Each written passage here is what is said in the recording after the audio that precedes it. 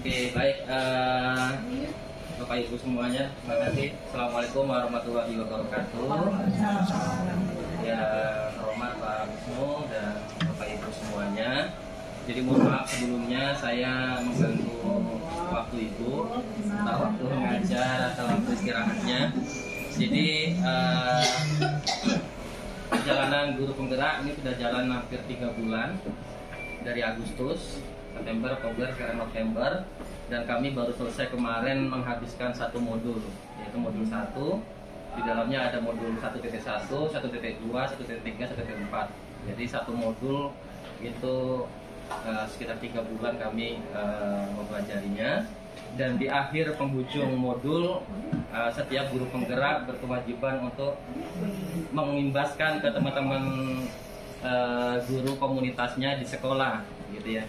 Jadi dalam hal ini saya tadi sudah minta izin dengan Ibu Kepala Sekolah, Pak Wisnu juga mohon izin untuk mengambil waktu dikarenakan ya karena bentar lagi mau deadline gitu ya untuk pengumpulan tugas, dan untuk pengibasan ini waktunya ditentuin, jadi minimal 60 menit, maksimal 120 menit gitu.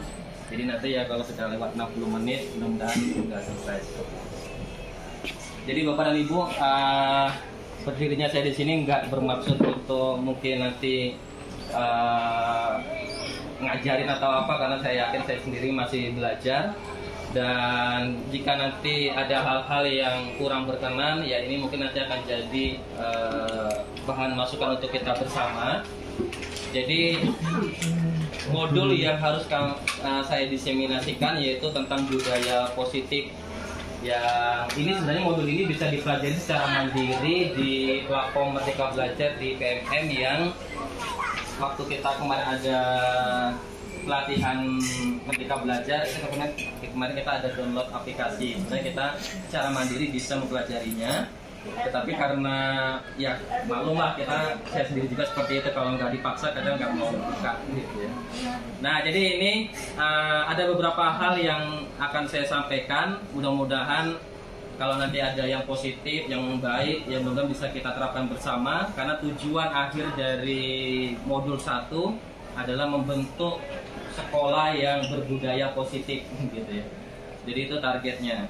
Nah, jadi izin Pak Wisnu untuk presentasi. Tapi sedikit saya ada ngasih selingan sedikit. Menurut Bapak Ibu, manakah hewan yang paling besar? Yang ada gambar apa itu? Ada gambar semut, merah, yang jadi gajah, kelinci, burung. Ada jawab A. Sebenarnya kalau seandainya kalau seandainya kita di kelas bisa aja minta anak untuk masuk ke kelas poin gitu. Sana di ujung kanan ada kode gitu ya. Untuk bermain-main dikit. Jadi ini namanya PowerPoint interaktif. Jadi nanti anak bisa menjawab, langsung muncul jawabannya di layar. Benarnya. Cuma kita nggak salah di sini ya. Kita boleh menjawab A, boleh menjawab B, tergantung persepsi kita dari mana gitu ya. Untuk sampai detik ini nggak ada yang salah. Kalau kita melihatnya gambar, ya berarti yang A yang paling besar karena gambarnya besar. Tapi kalau kenyataan berarti B. Jadi kita boleh berbeda pendapat, tapi jangan sampai terpecah belah itu maksudnya. Jadi tadi kan topik yang mau saya sampaikan adalah tentang budaya positif, gitu ya. Mungkin kita akan berpikir apa sih sebenarnya makna budaya positif itu, gitu ya. Sebenarnya kita sudah banyak nih nerapin budaya positif itu, maksudnya adalah nilai-nilai atau kebajikan yang sudah diterapkan di sekolah melalui peraturan sekolah. Kayak misalnya kita setiap pagi itu kan ada Husna gitu ya, ada baca Yasin di hari Jumat. Dulu sebelum pandemi kita membiasakan anak itu kalau masuk kelas salaman gitu ya.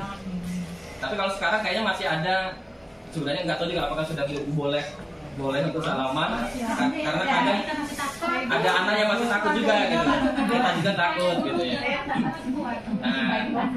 Jadi ada banyak budaya positif yang sebelum pandemi mungkin sudah banyak, tapi kita karena pandemi kemarin sempat ada beberapa yang kita mengikuti protokol kesehatan, jadi tidak kita laksanakan.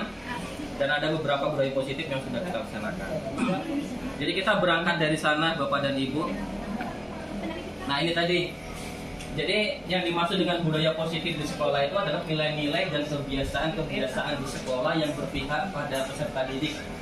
Nah tujuannya nanti agar mereka dapat berkembang menjadi pribadi yang kritis, penuh hormat dan bertanggung jawab. Jadi itu targetnya.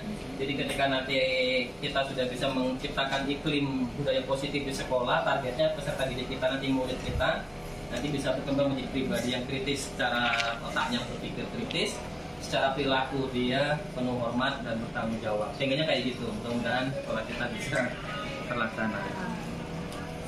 Nah, saya sedikit ingin mengajak kita untuk melihat.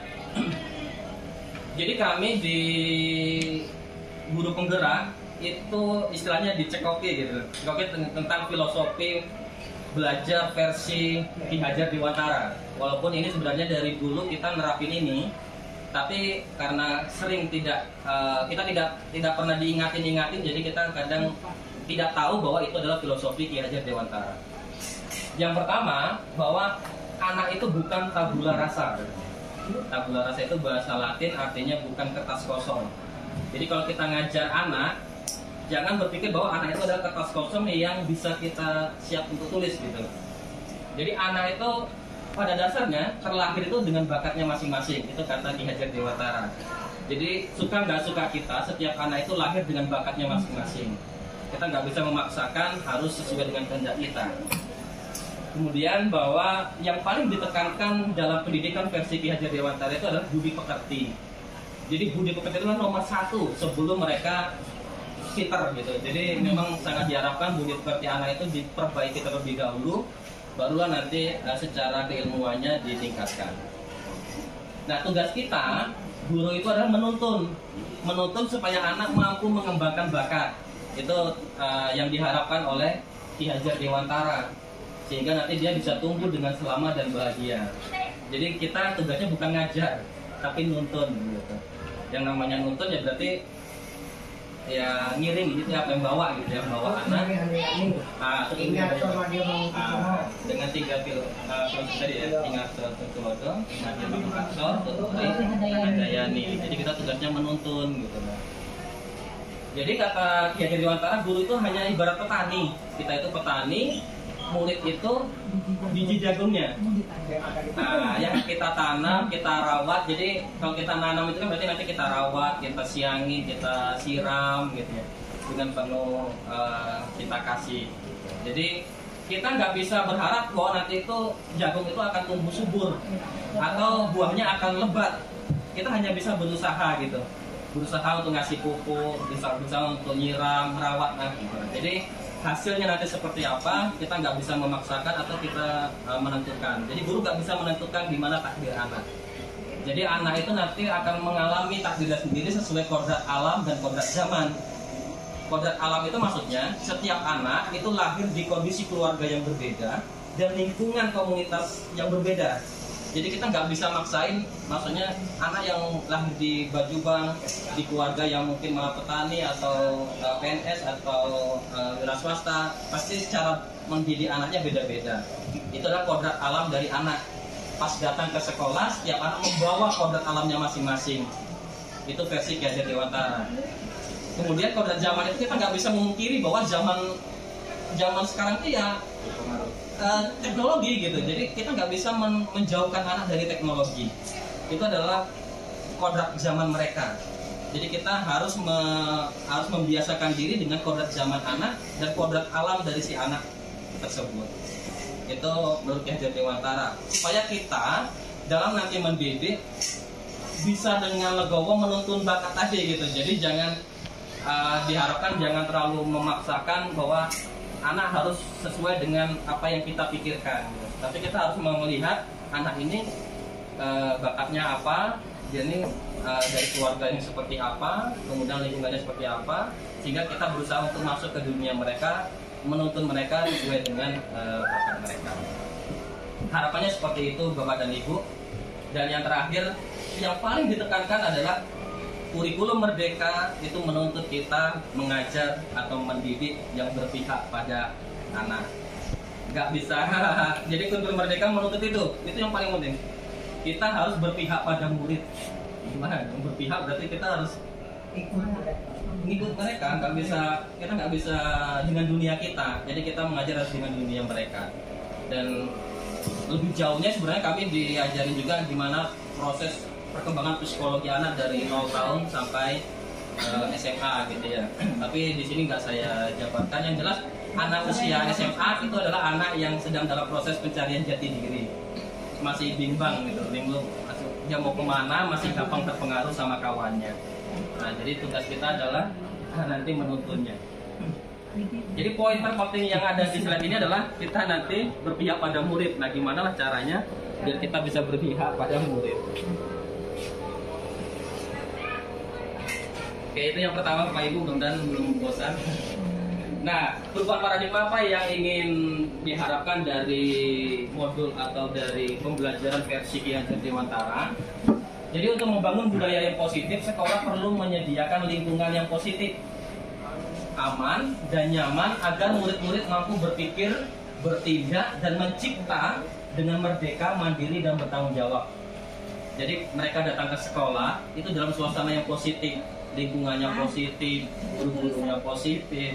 Ini bukan positif, COVID gitu ya. Maksudnya kawannya positif gitu maksudnya. Jadi mereka itu datang ke sekolah dengan tanpa ketakutan gitu, tanpa paksaan, seperti yang pernah kita alami. Aman dan nyaman. Jadi gimana menciptakan kondisi pembelajaran yang aman dan nyaman. Lazimnya disiplin itu dikaitkan dengan kontrol. Jadi untuk menciptakan budaya yang positif itu memang perlu disiplin. Kita nggak bisa pungkiri harus disiplin. Tapi disiplin di sini nanti kita diharapkan disiplin yang positif, gitu ya. Nah, kita guru punya kontrol terhadap murid.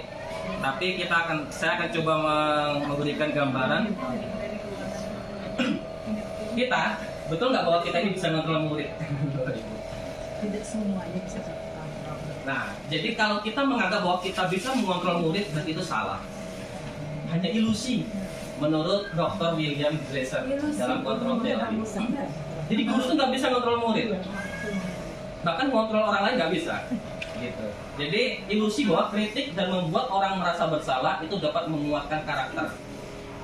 Anak kita kritik, terus kita buat dia merasa bersalah, itu tidak membuat dia jadi kuat karakternya, tapi nanti dia menjadi merasa tidak pede. Yang ketiga bahwa semua penguatan positif itu efektif dan bermanfaat. Jadi nanti di sini maksudnya ketika kita anak ada salah, kita kasih sesuatu yang benar, tapi kita terus-terusan ngasih tahu gitu. Itu nanti bisa jadi tidak selalu membawa efek yang efektif dan bermanfaat. Jadi itu hanya sebuah ilusi. Yang keempat bahwa orang dewasa punya hak untuk memaksa. Kita lebih tua, kita bisa maksa anak gitu ya. Itu hanya ilusi menurut Ki Hajar Dewantara. Menurut Dr. William Glasser yang diadopsi untuk pembelajaran versi Ki Hajar Dewantara.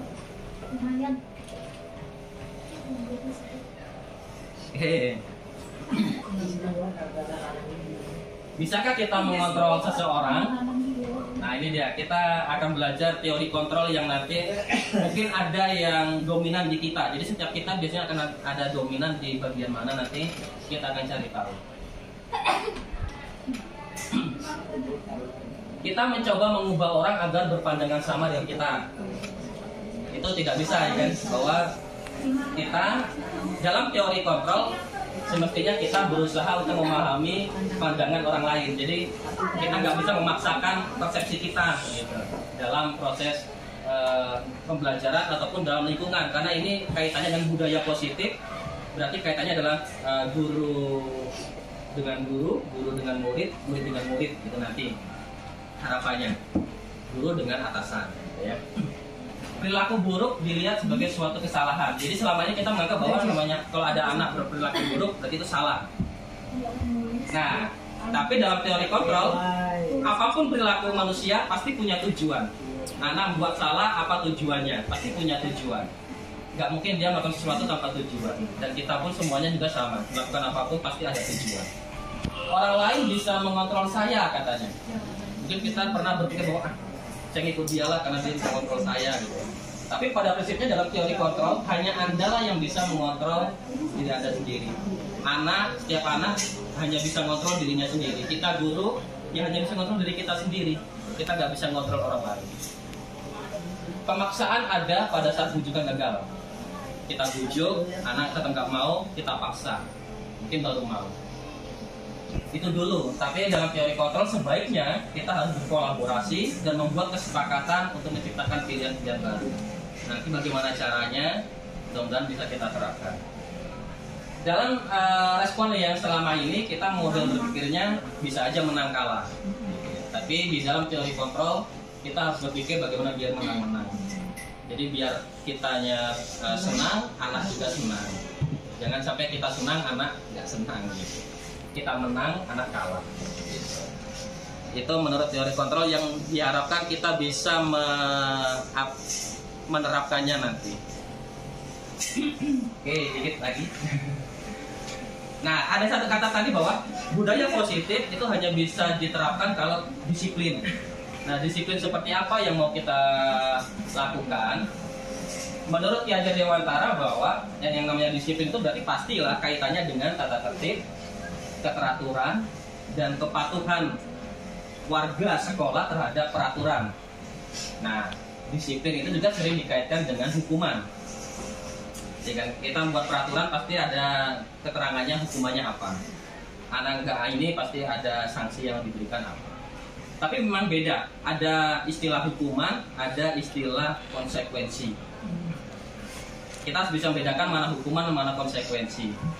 Kalau hukuman itu biasanya dia itu spontan dan tidak ada hubungannya sama kesalahan. Tapi kalau konsekuensi itu adalah sesuatu yang harus dia lakukan akibat melakukan sesuatu. Nanti kita akan lihat perbedaannya. Kita diharapkan untuk menghindari hukuman. Jadi di dalam Merdeka Belajar kita diharapkan bisa meminimalisir hukuman. Dan itu adalah alternatif terakhir dan kalau perlu tidak digunakan sama sekali. Jadi gimana caranya kita nanti bisa mendisiplinkan murid tanpa menghukum. Nah, gimana tuh? Nah, ini kita akan tanpa menghukum. Ki Hajar Dewantara menyatakan bahwa untuk mencapai kemerdekaan atau dalam konteks pendidikan kita saat ini dan untuk menciptakan murid yang merdeka, syarat utamanya adalah harus ada disiplinnya kuat. Itu nggak bisa kita pungkiri. Jadi walaupun kurikulumnya adalah merdeka belajar, tapi fondasi utamanya tetap disiplinnya kuat. Tapi disiplin yang diharapkan di sini adalah disiplin diri yang memiliki motivasi internal. Maksudnya adalah mereka mau melakukan kesepakatan tanpa ada paksaan, tanpa harus berpikir bahwa nanti kalau dia tidak melakukan akan mendapatkan hukuman. Jadi ibaratnya itu timbul dengan kesadaran sendiri. Jadi kita kan misalnya datang jam sebelum bel masuk, kita pasti ada punya 3 motif.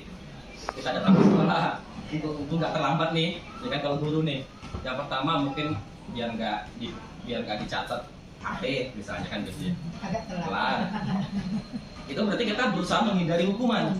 Yang kedua kita ingin disanjung atau dipuji. Wih dia mantap nih. Aku ingin nanti datang tepat waktu. Sama kayak anak saya itu gitu. Saya ingin cepat datang jam 6.40 sudah sampai sekolah supaya dapat bintang, gitu ya. Dapat bintang kalau di SD itu biasanya. Jadi kalau dapat bintang nanti dikumpulin dapat hadiah gitu. Jadi kita disiplin itu bisa jadi karena takut terkena hukuman, yang kedua karena ingin dapat penghargaan atau dipuji. Tapi itu motivasinya eksternal atau motivasi dari luar. Kalau tidak ada orang melihat, berarti nggak ada yang menghukum, mungkin kita akan menjadi tidak tepat waktu. Kalau ternyata nanti hadiahnya nggak ada, penghargaan nggak ada, mungkin bisa jadi kita malas lagi untuk datang tepat waktu. Kan gitu. Jadi itu motivasi eksternal. Yang diharapkan oleh Ki Hajar Dewantara adalah kita ada motivasi internal. Motivasi internal itu artinya kita datang tepat waktu itu atas kesadaran sendiri, tanpa mengharap imbalan, tanpa mengharap atau tanpa menghindari hukuman, tapi karena kita ingin menghargai waktu, menghargai orang lain, dan menghargai diri sendiri. Nah, itu yang diharapkan Ki Hajar Dewantara. Gimana caranya anak juga bisa berperilaku seperti itu? Dia termotivasi, disiplin, tapi dengan motivasi eksternal, internal. Nah ini tadi teori motivasi. Jadi kita di modul 1 ini banyak diajari teori-teori gitu. Kayak kuliah lagi, 3 bulan ngabisin modul.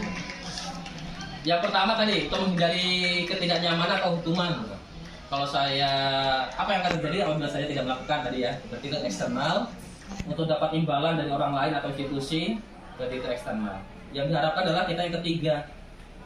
Kita disiplin itu karena motivasi internal, yaitu untuk menghargai diri sendiri dan menjadi insan yang sesuai dengan harapan kita. Jadi itu kepengenannya budaya positif itu bisa terwujud kalau setiap kita sudah punya motivasi internal untuk berperilaku disiplin seperti yang diharapkan. Nah ini yang mungkin ada baru nih Bapak Ibu untuk kita, mungkin wali ya masing-masing kita guru juga perlu, terlebih kalau wali kelas dan mungkin nanti kebijakan sekolah. Kita diperkenalkan dengan istilah keyakinan kelas. Keyakinan. Kalau selama ini kita menganggapnya peraturan gitu. Mengapa tidak peraturan saja? Mengapa harus keyakinan? Jadi contoh peraturan itu adalah mengapa kita memilih peraturan harus menggunakan helm bila mengendarai kendaraan roda 2. Mengapa kita memiliki peraturan 3M menggunakan masker, cuci tangan, jaga jarak. Mengapa kita memiliki peraturan. Jadi hampir semuanya kalau peraturan itu biasanya dia rinci dijabarkan dan ada sanksi yang akan diberikan kalau melanggar. Tapi kalau keyakinan kelas dia nanti sifatnya universal. Kata-katanya adalah kata-kata yang umum, tapi itu dibuat atas kesepakatan bersama. Jadi nanti di kelas bisa membuat keyakinan kelas. Saatnya jam 6 dimulai. Pakai jamnya. Nah, keyakinan kelas itu katanya adalah nilai kebajikan atau prinsip universal yang disepakati bersama secara universal, lepas dari latar belakang, suku, negara, bahasa, agama, itu terbebas dari itu semua. Jadi contoh keyakinan itu misalnya nih, ini ciri-ciri ya, ciri-ciri keyakinan kelas. Jadi kalau memang mungkin nanti mau diterapkan di kelas juga bisa. Misalnya contoh nih, kita punya peraturan bahwa tidak boleh masuk kelas, anak murid nih masuk kelas pakai sepatu misalnya. Sepatu harus diletakkan di luar. Jadi itu peraturan. Tapi kalau kita yang namanya keyakinan kelas itu seperti misalnya keyakinan kelas atau kesepakatan kelas itu adalah kelas kita pengen kelas itu bersih. Nah, jadi keyakinan itu adalah bersih gitu. Jadi itu jadi kesepakatan bersama. Apa yang ingin kita inginkan dari kelas kita? Kelas kita harus bersih. Nah, maka itu adalah keyakinan. Jadi ketika nanti ada yang melanggar masuk kelas pakai sepatu, nah kamu melanggar keyakinan. Apa keyakinan kita? Kelas kita harus bersih. Nah, jadi berarti dia melanggar keyakinan. Jadi dia bersifat universal yang tidak rinci. Contoh, ini contoh-contoh lainnya. Selalu kembalikan buku ke tempatnya, di perpustakaan atau di mana ada tulisan kembalikan buku ke raknya atau ke tempatnya. Jadi kalau keyakinan kelas yang dibuat itu adalah tanggung jawab. Gimana nih? Misalnya kita belajar, anak kelas ini pada ribut di kelas. Nah, buat kesepakatan kelas. Apa yang ingin kita sepakati sebagai bentuk keyakinan ciri khas kelas kita?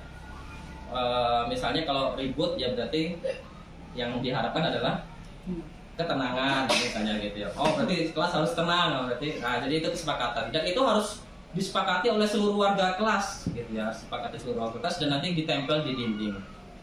Kita contoh di sana adalah dilarang mengganggu orang lain. Berarti keyakinan yang kita mau terapkan adalah bagaimana menghormati orang lain dan diri sendiri. Hadir di sekolah 15 menit sebelum pembelajaran, berarti komitmen menghormati. Bisa panjang bisa. Yang penting nilai-nilai yang sebenarnya nilai-nilai yang biasa kita harapkan itu menjadi sebuah keyakinan. Itu contoh-contoh keyakinan yang mungkin nanti bisa dijadikan sebagai langkah awal untuk membentuk budaya positif. Budaya positif dimulai dari kelas, gitu. Dimulai dari kelas. Ini contoh di SD, kalau di SD pakai warna-warni. Itu tandanya ada bekerja sama, menjaga lingkungan. Jadi ya seperti kata-kata mutiara gitulah.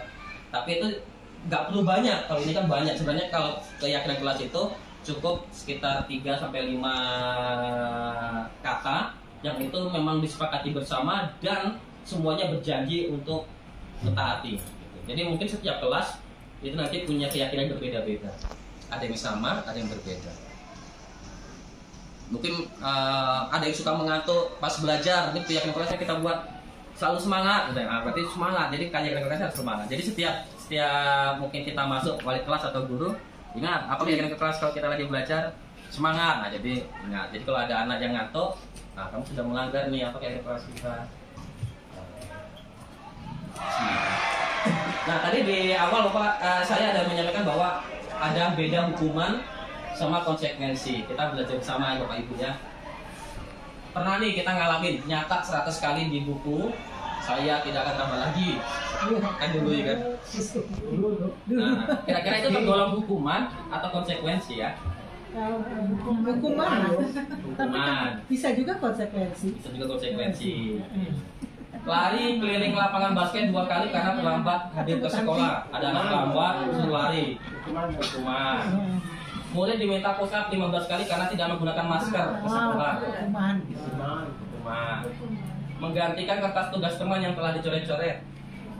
Konsekuensi. Atau hukuman. Konsekuensi.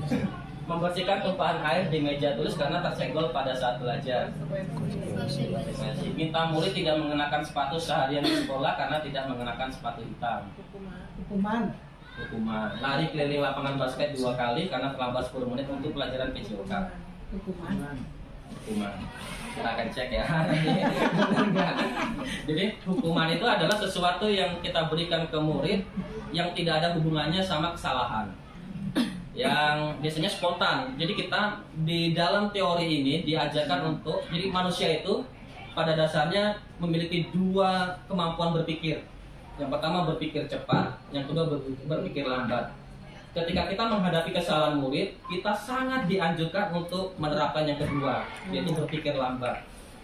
Berpikir cepat itu diibaratkan kita turun pakai eskalator yang tangga yang berjalan turun. Gampang ya, nggak ada energi. Tapi kalau berpikir lambat itu seperti kita naik tangga yang eskalatornya turun. Gimana? Eskalatornya turun, kita nggak nyampe gitu ya. Jadi memang susah. Berpikir lambat itu maksudnya adalah kita diajak untuk mencerna dulu kejadian, kemudian menganalisa dulu kira-kira, bertanya dulu apa yang membuat dia melakukan kesalahan itu. Dan itu biasanya kita nggak nyampe gitu ya. Anak terlambat, gitu. Itu namanya berpikir cepat. Dan guru dianjurkan untuk berpikir lambat, baik di sekolah ataupun di rumah.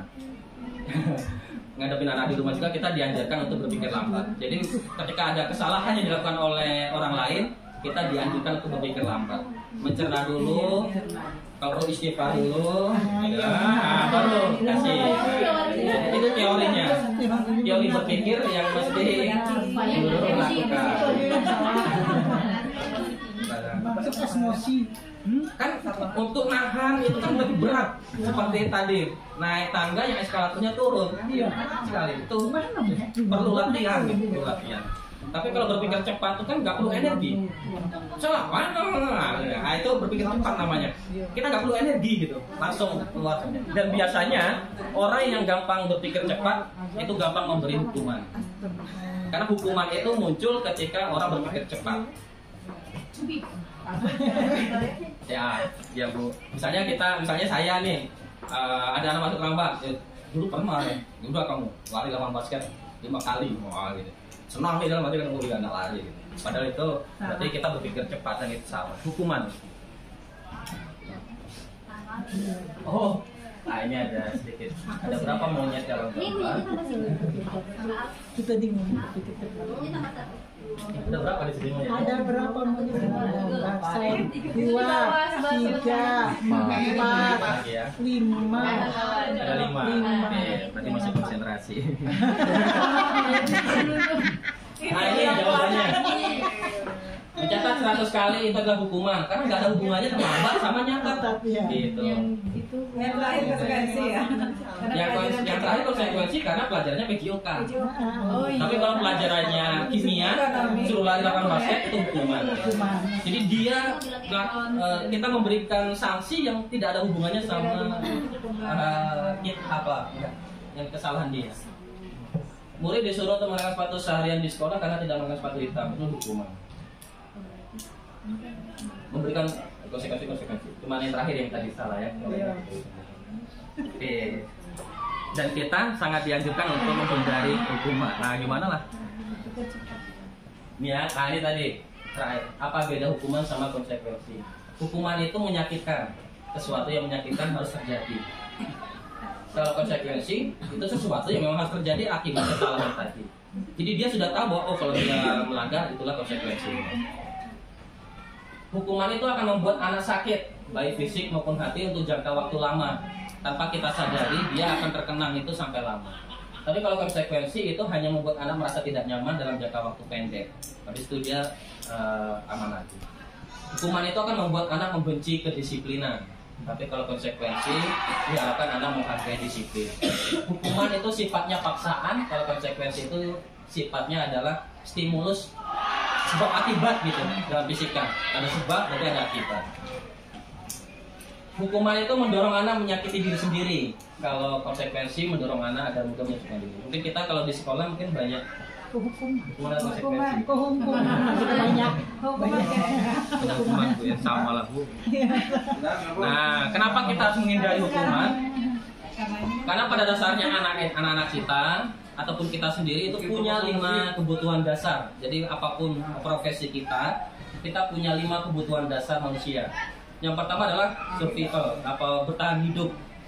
Kita punya kebutuhan bertahan hidup, kita punya kebutuhan untuk cinta kasih, rasa diterima, kita punya kebutuhan untuk kesenangan, kebebasan, dan merasa menjadi penguasa gitu, punya kekuasaan. Saya akan coba dikit kasih contoh. Bu Andi, guru kelas 5 di SD Pelita Hati sedang bingung menghadapi ulas salah satu murid di kelasnya, Agus namanya. Nakal ya. Beberapa anak telah datang dan mengeluhkan Agus yang sering minta bekal makan siang mereka. Jadi kawan-kawannya dimintain bekalnya, dia makan siang. Jika kita guru menghadapi situasi seperti Bu Andi, apa yang akan kita lakukan? Terus gue sendiri nih. Itu guru yang baik. Nah, tapi pasti kita akan nanya dulu ya alasannya apa. Nah, ini dia. Kalau Agus nanti jawab karena ini, apabila jawaban Agus karena ia lapar dan orang tuanya tidak membawakannya bekal, itulah yang disebut sebagai kebutuhan bertahan hidup. Dia nggak bawa bekal, nggak dikasih duit jajan, dia lapar, jadi dia minta makan. Berarti dia kebutuhan yang sedang dia ingin penuhi adalah kebutuhan hidup. Nah, itu tinggal kita gimana mencari solusi. Kalau jawaban Agus adalah dia senang temannya jadi memperhatikan dia. Jadi dengan dia minta makanan kan kawannya jadi merhatiin dia gitu. Maka kebutuhannya adalah cinta dan kasih sayang. Kebutuhan untuk diterima. Kalau jawaban Agus adalah karena dia merasa hebat karena temannya jadi takut dan nurut gitu. Minta makan ya, jadi karena temannya jadi takut berarti kebutuhan yang ingin dia capai adalah penguasaan. Kalau Agus tadi menjawab karena dia merasa bosan dengan bekal yang dibawakan ibunya. Bukannya sama terus. Berarti dia butuh kebebasan. Artinya butuh untuk pilihan lain gitu, memilih yang lain. Kalau jawaban Agus adalah karena iseng dan dia menikmati ekspresi wajah temannya yang kesal, berarti kebutuhannya adalah kesenangan. Dulu jewer. Itu dia bedanya kelima kebutuhan dasar. Nah, baca nggak ya? Maaf Bapak Ibu ya. Jadi, nah ini yang terakhir, sesi terakhir. Tadi kan di awal kita budaya positif. Budaya positif itu butuh disiplin. Tapi disiplin yang diharapkan adalah disiplin yang muncul atas motivasi internal yang kita berusaha untuk menghindari hukuman. Nah, guru itu punya 5 posisi kontrol. Kita guru punya 5 posisi kontrol. Nanti kita tinggal introspeksi ke diri kita, mana yang lebih dominan yang sering kita lakukan. Kontrol yang pertama adalah sebagai penghukum, yang paling sana kiri Bapak Ibu adalah penghukum. Yang kedua adalah pembuat merasa bersalah. Yang ketiga adalah sebagai teman. Yang keempat sebagai pemantau. Yang kelima sebagai manajer.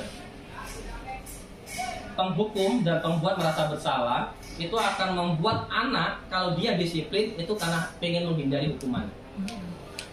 Jadi kalau anak disiplin itu karena ketemu guru yang penghukum dan pembuat merasa bersalah, dia hanya berusaha menghindari biar nggak dihukum aja gitu. Disiplinnya. Nah itu akan membuat identitas gagal. Jadi di atas gagal identitasnya gagal. Jadi kalau kita nggak ada, anak akan nakal lagi. Jadi gitu. Itu adalah konsekuensinya.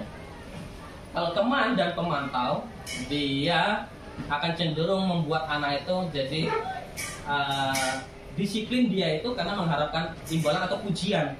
Karena teman kan suka muji, tenang, dan kamu ini harus puji, pemantau juga sama. Tapi itu juga identitasnya sih berhasil, berarti membuat anak disiplin. Tapi itu juga kontrolnya dari luar, dari kita. Kalau kita nanti nggak ada, kita nggak ada lagi ngasih pujian, akhirnya nanti dia akan suka membandingkan guru gitu. Nah yang paling diharapkan adalah kita guru bisa bertindak sebagai manajer. Wah, seperti apa manajer? Nah contoh penghukum itu setiap ada anak berbuat salah maka guru akan berbuat menghardik, nunjuk-nunjuk, nyakiti, nyindir. Nah itu ciri-ciri guru yang sebagai penghukum. Biasanya dia akan berkata, kalau kamu tidak melakukannya, awas ya, rasakan ya. Nah, gitu. Tahu hukumannya. Nah, gitu. Itu penghukum. Hasilnya adalah nanti anak itu akan jadi pemberontak, dia akan menyalahkan orang lain, dan yang ditakutkan adalah dia jadi berbohong. Berbohong karena takut dihukum. Nah kaitannya dengan dunia berkualitas, nanti anak akan meletakkan kita di luar dunia berkualitasnya. Ah ini guru nggak berkualitas di persepsi dia, di persepsi murid. Kemudian murid akan berkata, biarkan saja, nanti juga marah-marah lagi. Jadi lakuin lagi aja, marah-marah lagi. Dampaknya adalah anak akan mengulangi kesalahan. Biasanya seperti itu. Kalau pembuat merasa bersalah, dia akan dia banyak berceramah dan mengatakan seharusnya ibu kecewa. Jadi dengan suara lirih dan lembut, dia akan mengatakan kamu seharusnya tahu ibu sudah capek ingatin kamu, ibu kecewa kamu melakukan itu lagi, ya gitu. Bapak kecewa karena kenapa kamu melakukannya lagi. Ya, itu berarti kita sedang memposisikan diri supaya anak itu merasa bersalah gitu. Jadi kita itu adalah kontrolnya pembuat merasa bersalah. Hasilnya adalah nanti anak akan menyembunyikan atau menyakal atau bahkan berbohong. Jadi kalau ada kesalahan dia akan menyembunyikan kesalahan tadi. Kaitannya dengan dunia berkualitas, dia akan meletakkan guru di dalam dunia berkualitas. Tapi dan endingnya adalah murid akan berkata maafkan saya bu, maafkan saya pak. Dampaknya adalah dia nanti merasa rendah diri. Jadi murid akan merasa rendah diri. Nah mungkin yang banyak kesini lah kita ya, yang teman. Kalau teman, guru akan berkata dia akan mencari alasan untuk membantu muridnya, gitu. Untuk menutupi kesalahan murid, gitu. Atau ayolah, misalnya kita lagi di kelas atau lagi berkomunikasi sama murid, ayolah lakukan demi ibu. Masa kamu nggak mau? Ingat loh, ibu pernah bantu kamu ini loh, pernah bantu bapak ini loh, gitu. Jadi itu adalah kita sedang memposisikan diri sebagai teman, gitu. Ayolah, masa nggak mau bantu bapak? Gitu. Kemarin sudah mau bantu. Nah, itu berarti kita menganggap memposisikan diri sebagai teman. Hasilnya nanti anak jadi ketergantungan.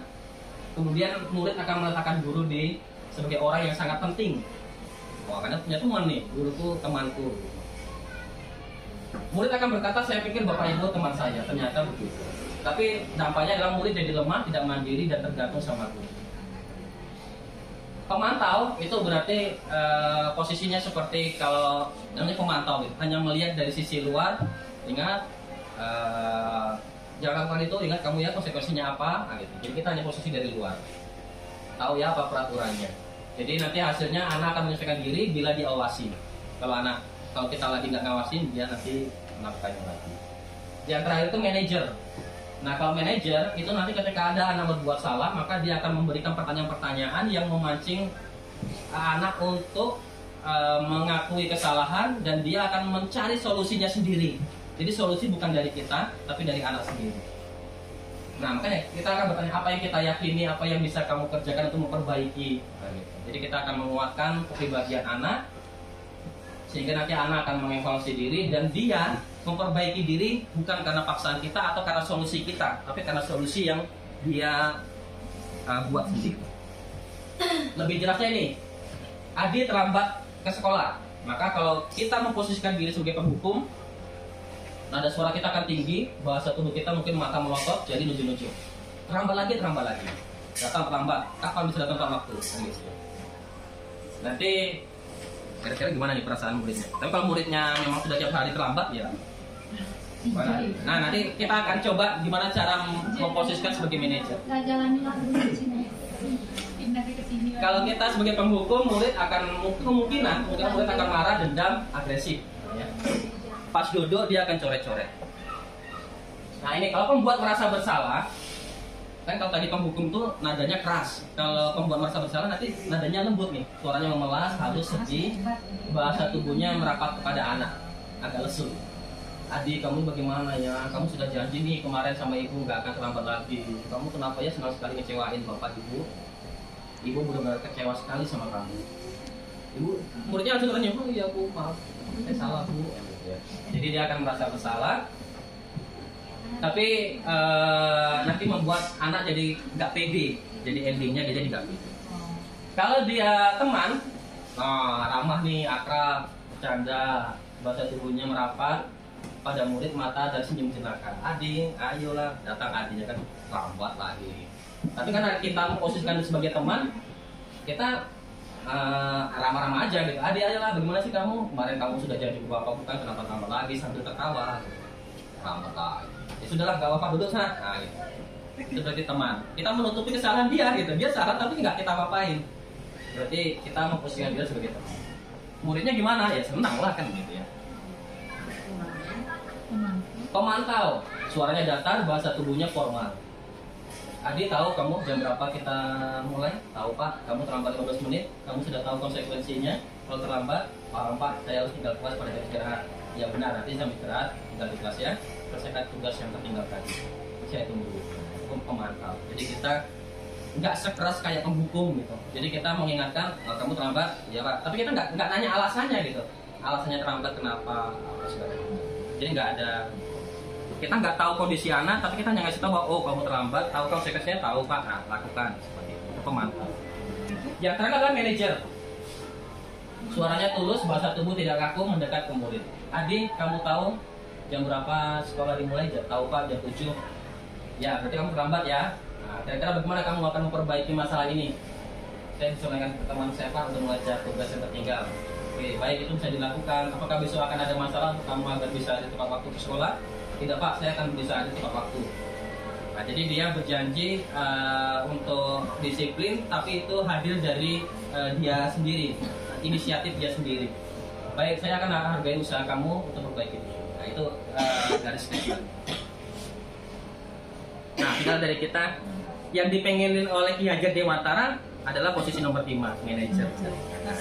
Kita nanti belajar sama-sama untuk jadi manajer. Nah, manajer ini tadi berpikir lambat, nggak boleh berpikir cepat, nggak boleh langsung. Nah, gimana cara nerapin manajer tadi? Nah, ini dia. Jadi kami di pelatihan itu juga diajari caranya gitu. Jadi bukan, ya. Jadi caranya adalah dengan melakukan restitusi. Restitusi itu menciptakan kondisi murid untuk memperbaiki kesalahan mereka sehingga mereka bisa kembali pada kelompok mereka dengan karakter yang lebih kuat. Menurut dosen 2004, maksudnya gimana sih? 9 ciri-ciri restitusi. Yang pertama, restitusi tadi itu cara menangani masalah gitu ya. Ini istilahnya. Bukan untuk menebus kesalahan, namun untuk belajar dari kesalahan. Memperbaiki hubungan, tawaran, bukan paksaan. Restitusi itu menuntut, mencari kebutuhan, cari yang paling baik untuk memperbaiki diri. Fokus pada solusi. Jadi itu yang digarisbawahi. Jadi restitusi itu fokus pada solusi, bukan. Nah ini dia. Ada segitiga restitusi. Yang pertama adalah kita harus menstabilkan identitas. Yang kedua kita validasi tindakan yang salah, baru nanyakan keyakinan. Saya contohkan misalnya apa ya kesalahan yang mungkin sering dilakukan anak. Yang ngumpulin tugas nih misalnya pelajaran kimia, Dewi nggak ngumpulin tugas. Maka restitusi itu dilakukan bukan di kelas, tapi harus dipanggil secara pribadi karena memperbaiki orang itu kalau di depan umum, di depan orang ramai itu malah mempermalukan biasanya. Jadi dia harus dipanggil. Jadi restitusi itu harus dipanggil orangnya. Jadi Dewi saya panggil, Dewi tahu apa kesalahan kamu, tahu kenapa kamu dipanggil. Terserah sih, dewinya menjawab apa ya kan, boleh tahu, boleh nggak tahu. Jadi misalnya jawabnya nggak tahu Pak, kamu tadi ada ngumpul tugas kimia nggak? Oh, saya belum ngerjakan tugas Pak. Oh, iya. Emangnya kenapa tadi kok nggak ngumpul tugas? Nah, gitu. Jadi restitusi itu adalah berusaha untuk menstabilkan identitas dulu. Oh iya maaf Pak, saya tadi ternyata keasikan main HP, misal seperti itu main game. Oh iya main game ya, main game itu memang menyenangkan ya? Iya Pak, seru Pak main game. Gitu. Oh iya, Bapak juga dulu sukses kamu suka main game loh. Tapi dulu belum ada handphone, adanya PS atau komputer gitu Pak ya. Oh, tapi kira-kira menurut kamu, jadi kita menstabilkan bahwa kesalahan dia itu adalah sesuatu yang bisa dialami oleh siapa aja gitu. Dia tadi nggak ngerjakan PR karena main HP, karena main game. Oh ternyata kita juga sebagai guru dulu pernah juga main game gitu. Jadi kesalahan dia tadi main game itu kita coba bisa terjadi sama semua orang gitu. Oh iya, bisa aja. Memang kalau orang main game tuh bikin senang ya, bikin bahagia ya. Iya Pak. Nah, tapi tahukah kamu? Jadi kita lari ke yang kedua, kita validasi tindakan yang salah. Kira-kira kalau main game keasikan terus lupa waktu sampai nggak ngerjakan tugas, itu perbuatan yang salah atau benar? Nah, gitu. Jadi kita memvalidasi. Salah Pak. Nah, jadi dapat kata kuncinya salah Pak. Nah, jadi kita langsung lari ke keyakinan. Menurut kamu, kita kemarin sudah sepakat nih bahwa kalau di kimia ada tugas, maka apa keyakinan yang kita lakukan? Disiplin waktu Pak, atau mengerjakan tugas tepat waktu misalnya, atau apalah kesepakatan yang sudah pernah kita buat di kelas gitu ya. Kalau ada tugas harus dikerjakan Pak. Nah, jadi kamu sudah melanggar ya? Iya. Lalu bagaimana kira-kira ke depan? Apa yang akan kamu lakukan untuk memperbaiki kesalahan ini? Jadi itulah yang ketiga, menanyakan keyakinan dan nanti, baik Pak, saya berjanji untuk tidak akan melakukan kesalahan lagi. Jadi nanti kalau ada tugas saya akan mengerjakan tugas yang sekarang, tugas ini akan saya lakukan sekarang. Jadi solusi itu lahir dari dia sendiri gitu, bukan kita. Udah, berarti besok kerjakan tugas, kumpul jam sekian. Jadi kalau itu kan dari solusi dari kita. Restitusi itu mengharapkan agar solusi itu hadir dari anak sendiri. Dia yang menyarankan solusi yang menurut kita itu memang wajar, masuk akal. Nanti kalau jadi gimana solusinya? Enggak apa-apa Pak, besok saya ngulang lagi salah Pak. Ayo berarti salah. Nah gitu ya. Jadi kita harus berusaha mendesain anak tadi itu supaya mengakui kesalahan, memperbaiki dengan solusi yang dia buat sendiri. Oke, seperti itu Bapak dan Ibu materinya hari ini. Jadi kalau boleh diambil kesimpulan sedikit, jadi tadi itu ada tentang budaya positif. Budaya positif di sekolah itu hanya akan terwujud kalau seandainya seluruh warga sekolah disiplin. Tapi disiplin yang diharapkan itu adalah gimana disiplin yang bisa lahir dari diri sendiri internal. Baik itu dari guru, baik dari murid, ataupun dari siapapun di warga sekolah. Jadi kita menerapkan keyakinan atau menerapkan peraturan itu berdasarkan memang inisiatif sendiri gitu. Bukan karena dipaksa, bukan karena mengharapkan imbalan. Kemudian disiplin yang positif tadi itu hanya akan bisa terjadi kalau seandainya kita bisa menciptakan atau membuat, ketika ada yang berbuat salah itu kita memposisikan diri sebagai manajer. Artinya kita tidak langsung menghukum, dan kalau bisa dihindari hukuman seperti yang disampaikan di slide tadi, bahwa kalau perlu tidak perlu ada hukuman gitu. Tapi gimana mereka bisa baik, bisa berubah? Nah, gimana caranya? Tadi itu kita mencoba memposisikan diri kita sebagai manajer dengan menerapkan segitiga restitusi tadi. Kita stabilkan dulu identitasnya, kita tanya apa kesalahannya. Kesalahan itu kita buat juga nggak apa-apa. Buat seolah-olah kesalahan itu adalah kesalahan yang mungkin bisa jadi dilakukan oleh orang lain. Kemudian kita validasi bahwa dia mengakui bahwa itu adalah sebuah kesalahan. Begitu dia sudah mengakui, maka kita ajak kira-kira gimana untuk memperbaikinya. Nah, solusinya itu lahir dari anak itu sendiri. Jadi kalau ada anak datang terlambat, misalnya kita guru piket, mungkin bisa nerapin tuh segitiga. Kita ngetes aja gitu, kira-kira berhasil nggak? Tanpa menghukum tadi gitu. Jadi ketika ada anak yang lambat, gitu. Tapi kalau yang sudah bandel, nggak pasti nggak ya. Makanya tadi di ujung tadi itu kan hukuman itu adalah alternatif terakhir gitu, alternatif terakhir yang mungkin kita berikan kalau memang restitusi sudah nggak berjalan lagi gitu, sudah direstitusi nggak berlaku lagi, mungkin barulah hukuman. Demikian Bapak dan Ibu, mohon maaf mungkin terlalu panjang. Materinya 3 bulan gitu, ini cuma sedikit. Jadi mungkin banyak yang nggak masuk di cerna Bapak dan Ibu. Ya, yang pasti saya terima kasih banyak Bapak Ibu sudah mau menyimak. Mudah-mudahan ada yang didapat, yang positif bisa pelan-pelan kita terapkan bersama sambil menjelang kurikulum merdeka diterapkan di tahun 2023 seperti itu. Karena kalau dari kurikulum mereka kita terapkan, ya mau nggak mau kita harus menerapkan filosofi Kecil Dewantara yang barusan saya sampaikan. Terima kasih. Saya kembali ke Pak Wisnu. Mohon maaf kalau ada kesalahan. Assalamualaikum warahmatullahi wabarakatuh.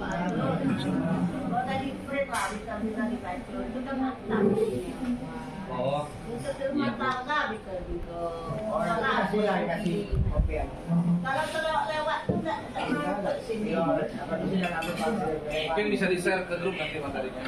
Boleh.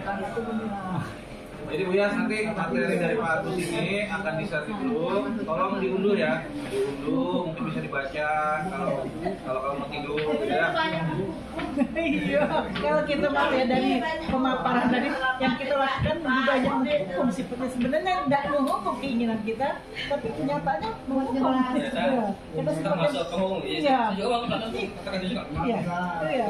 Kan ingin kita kan jero dia gitu kan. Dan kita menganggap itu menghukum itu adalah satu-satunya solusi. Iya. Baik, nanti coba Pak ya, ada anak yang sikap belum tampil lah. Kita mau lagi dia makan di kantin. Iya. Pas 12. Sebelah Coba kita terapkan tuh restitusi. wali kelasnya siapa? Kalau kemarin kan panggilan tua kan, itu yang lupa langsung besok rampok datang. Ya sudah ya. Nah, itu restitusi dia. Nah ya. Nah, itu sudah jadi konsekuensi gitu. Hukuman lah ya orang itu datang. Tapi kalau memang ini maulid kemarin. Iya.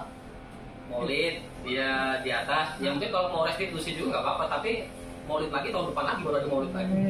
Tapi nggak apa-apa sih, maksudnya itu Ya, ada yang belum dipanggil. dibuat Tujuan dari penyampaian materi ini mungkin ada hal-hal positif yang akan kita imbaskan dan kita contoh. Mana tahu dengan restitusi tadi kita bisa menghindari segala jenis bentuk hukuman, baik dari hukuman fisik, hukuman bullying ya, kata-kata ya, karena itu tadi seperti disebutkan bahwa hukuman itu tidak menimbulkan apa ya, kesan yang mendalam bagi siswa sehingga dia susah move on gitu. Nah, dan ujung-ujung hasil akhirnya itu anak itu menjadi tidak percaya diri gitu. Jadi seperti disampaikan tadi juga, semua sekolah itu juga sudah menerapkan kurikulum merdeka. Di sekolah kita belum, ada beberapa sekolah yang belum. Jadi kedepannya mungkin sebelum kita melaksanakan bisa kita uji coba dulu lah. Seperti tadi kasusnya Pak Sartono ya, ada anak belum dipanggil, kita kasih perlakuan restitusi tadi.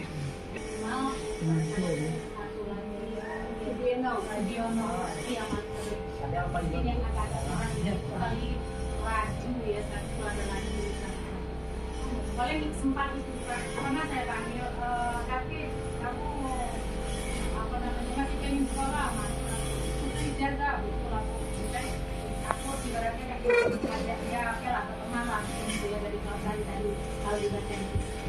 Nah terus kalau pengen dijaga berarti kan apa konsekuensinya? Harus sekolah kan dia. Kalau sekolah boleh nggak terlambat? Boleh langsung tidak kan? Nah terus jam berapa tidur bangunnya?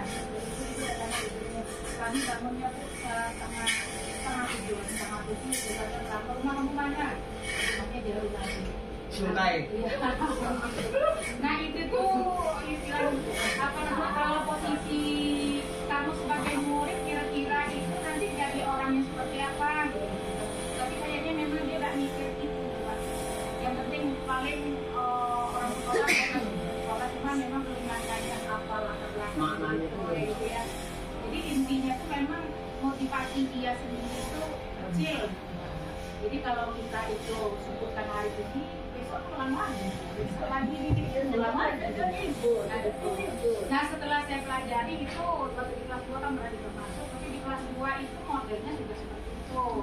Nah mungkin itu Pak. Nah ini kelas 3 Mungkin seperti itu. Kita sih misalnya saya sudah bilang tapi guru tidak kepengen masa itu besok baru waktu tahun depan masih ketemu lagi dengan kamu sehingga juga itu malah mungkin lebih senang kalau kamu besok misalnya mau ketemunya pakai baju putih jadi perawat atau jadi apa, apalagi kalau jadi dokter gitu karena kamu kan nggak tahu tulisannya di apa. Ya memang ibaratnya tuh dia tidak punya jawaban kalau itu. Jadi saya simpulkan memang bahwa anak-anak yang kayak itu adalah motivasi dirinya kecil. Ya mungkin itu akibat apa di rumahnya atau bagaimana.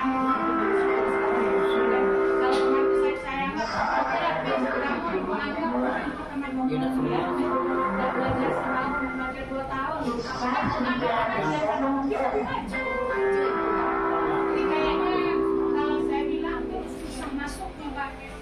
ada mempan lagi, jadi kadang-kadang ada salah juga ya udahlah paling cuma kasih arahan bahwa sekolah itu masih penting. Ada sih orang ibaratnya begini, nggak pakai ijazah, nggak punya ijazah tapi hidupnya mapan. Tapi kalau kita bayangkan seperti kita sendiri, saya udah punya ijazah, orang tua saya apa hidupnya nanti akan kayak apa? Apa sih kita mau mencarinya? Nah, paling kita sudah bayang-bayangin kayak itu apa namanya? Kayaknya nggak mempan gitu. Jadi kalau akhirnya kalau saya berprinsip ya udahlah kali ya karena jalan hidupnya seperti itu. Kalau kamu nanti bisa kebentuk sendiri baru kamu tahu. Nah, gitu itu Pak. Yang mungkin belajar kali kira-kira jalan keluarnya kayak gimana? Baik, terima kasih Bu Ros. Jadi ini ada 3 orang siswa ya, David, Iqmal, Raju, Sugiono. Tadi juga apa Bu? Jadi sampai dia yang bersangkutan ini kelas 11 ya? 12. Kelas 12 masih berlamat gitu ya? Di kelas 11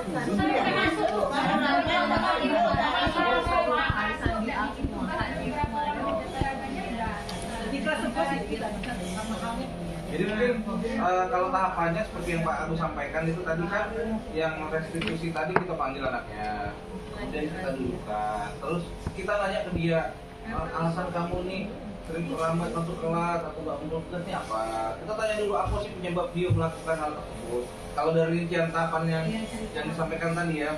Nah terus Berarti dipanggil dia sendiri, dipanggil, melalui orang tua dulu gitu ya? nggak usah ya ditanya apa sih alasannya sih kenapa kamu sampai nggak mau tugas, kenapa kamu sampai kelas masuk kelas. Nah kemudian sudah ditanya seperti itu kan kita tanya lagi kalau perlu kayak gini, direstitusi. solusinya gimana? Bagusnya gimana menurut kamu dengan keadaan yang kayak gini? Coba kamu kasih solusi dulu. Itu sih kalau saya tangkap tahapannya. Ya Pak, silakan ditanggapi pertanyaan dari. Jadi restitusi itu pertama bisa dilakukan oleh personal guru untuk masalah-masalah yang bisa diatasi oleh guru tersebut.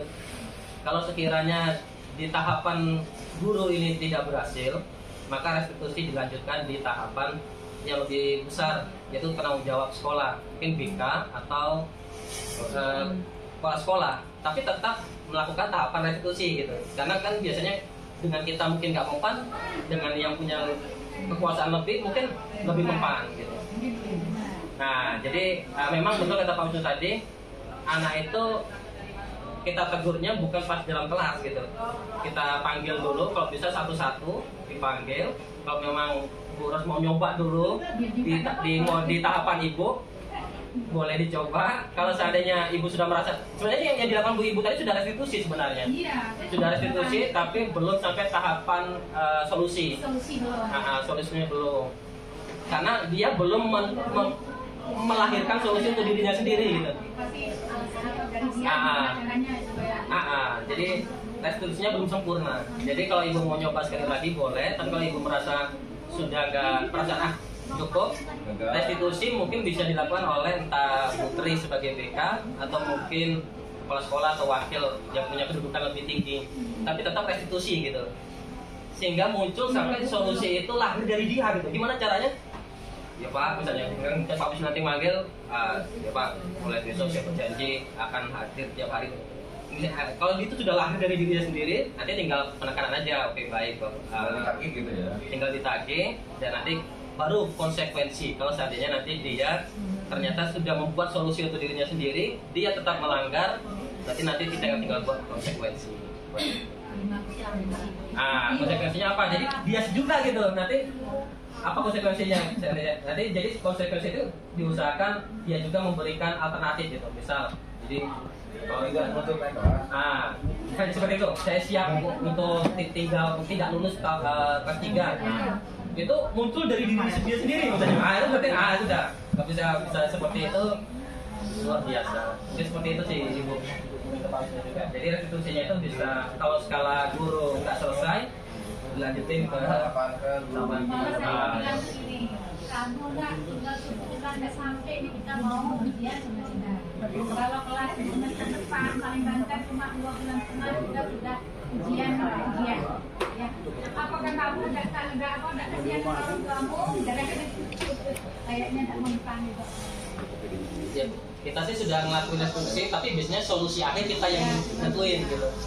Solusinya kita yang ngeluarin. Kalau restitusi itu gimana solusinya anak yang ngawarin.